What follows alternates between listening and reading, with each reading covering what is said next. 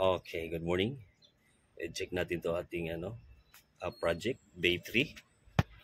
Kung ano na nangyari sa ating lettuce farming. Check natin. Kung ano na parte. Kung may tumubo na ba o wala pa. Pero dito marami ng may lumalabas ng ugat-ugat. Pero dito banda, may nakita na akong lumalabas na sprout. Ewan ko kung ito na ba yun. Dito, wala pa akong nakita mga sprout na lumalaki. Ay, ito meron pala. Ito kamatis, oh. Ang liit pa. So, mas maganda siguro na coco peat ang gagamitin. Kasi ang ginamit kong lupa,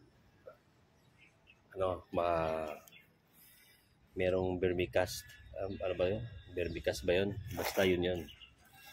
Yung pupo ng mga worm. So, mas maganda talaga siguro pag siya.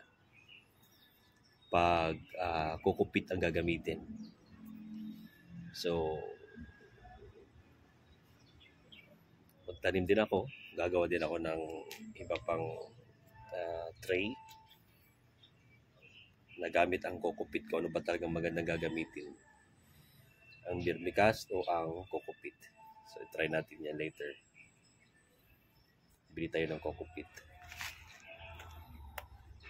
Pero in fairness, may lumabas na siyang mga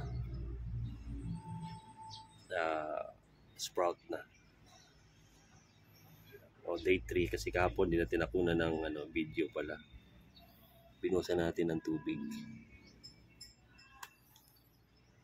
Alright, ito yung update natin this morning. And see you again tomorrow.